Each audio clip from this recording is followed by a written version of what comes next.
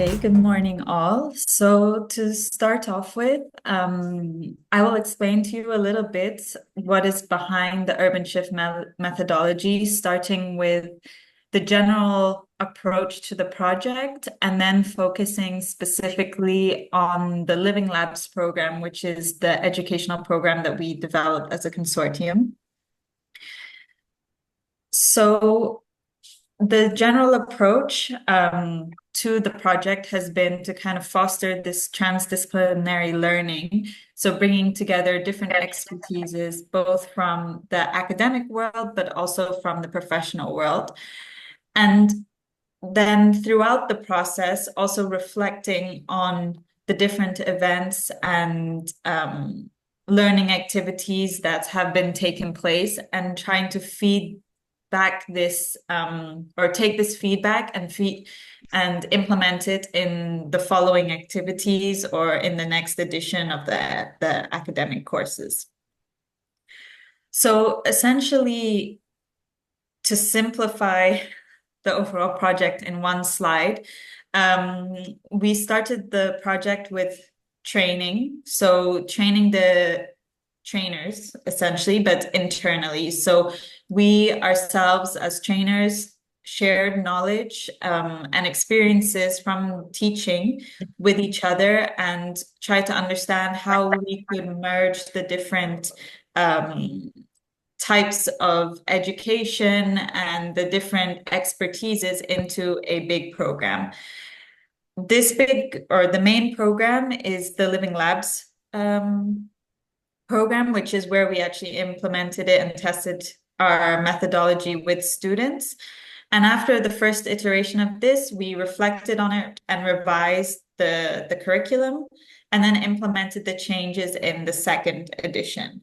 And again, after that, we reflected and revised the structure and the findings. And then we have developed, Tara has developed the final living curriculum document that we will also share with you later. And then this kind of process is culminating in the open online training that we are starting today. And kind of running parallel to all of this, we also have what we call the Living Exhibition, which is an itinerant exhibition that is traveling across Europe and taking place in different cities, promoting the results of the programs. So the trainer was really about sharing the expertise, also the transdisciplinary knowledge. We come from different backgrounds, so we were sharing best practices. Also to set up a common language between different disciplines. And this is something that's very important when setting up a transdisciplinary program because certain terminology may mean different things in different fields. And this happened in both an online and presential setting. Then we had the Living Labs program. So this was a 6-month academic program, which we will discuss further.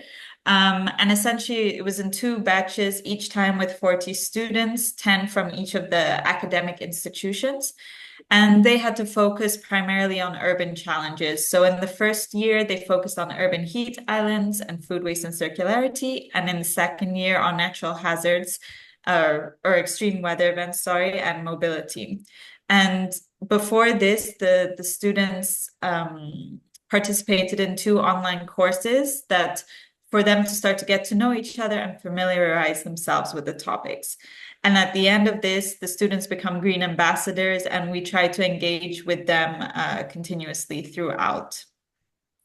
Then, as mentioned, as a result of everything that we have done in the project, we have developed this living curriculum, which is now online on the Urban Shift website. And it's a document that has been really evolving over the more than 2 years now of the project. And it outlines how we set up the educational program, the skills and competencies that would be acquired, as well as the ways in which this could be evaluated. And you will hear more about this in the sessions.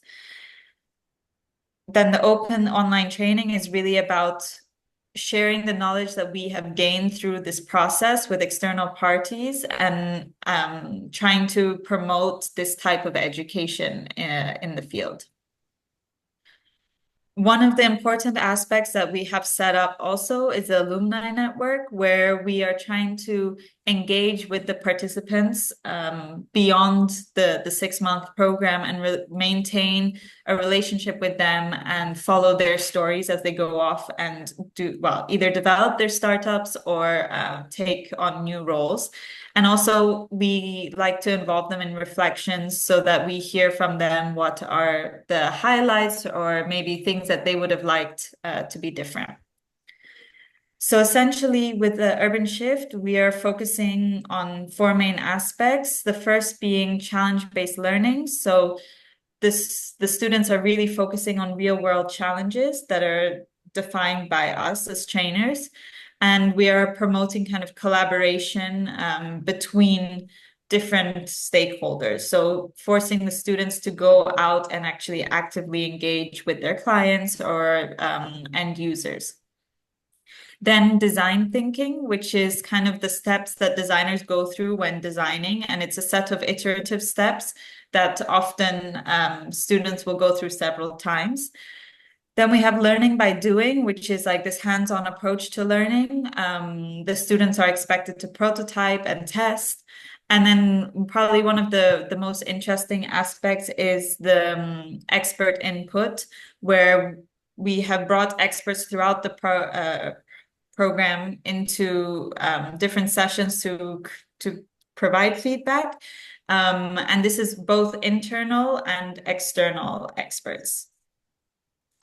So to quickly go through the main focus, which is the Living Labs methodology, I'd like to share with you this sort of finalized learner's journey that we developed as part of the program. So essentially, as I mentioned, the students start off in these online settings to kind of get to know the program and those that will be involved. And then we end up in a 1 week kickoff workshop that is in person. And in our case, this was in Vienna. Then the students work remotely and they go back to their institutions and they receive coaching from the trainers within the project, but they also have sessions that focus on entrepreneurial skills provided by our business partners, and then also expert input from the trainers within each of the institutions based on their discipline. The students then work towards a midway pitch where we bring urban experts in for feedback on the development of the startups, and then they continue working on their solution until the kind of final closing event, which was happening in Barcelona, where the students pitch their newly formed startups and present their prototypes. And to kind of showcase the results of this, we have the living exhibition that showcases the results.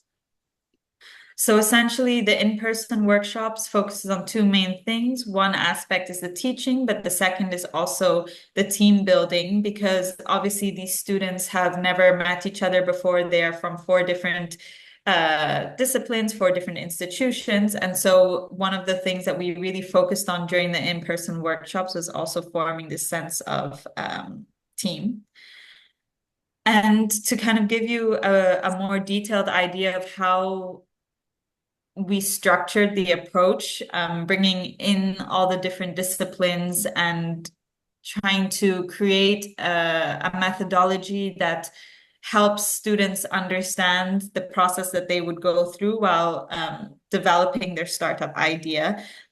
We base it on the double diamond methodology, and it's kind of split into two aspects. So one focusing on the problem and the second half focusing on the solution. So the idea with this methodology is that we encourage the students to kind of broaden their horizons and then narrow down and focus, and then broaden their horizons again and then focus. So starting with the problem, they have to explore all the problems related to the challenges and then slowly begin to narrow down and define their problem. Then when it comes to the solution space, it's the same again. So we want them to brainstorm all the possible solutions, and then through the processes of validation or further exploration, they define clearly their solution.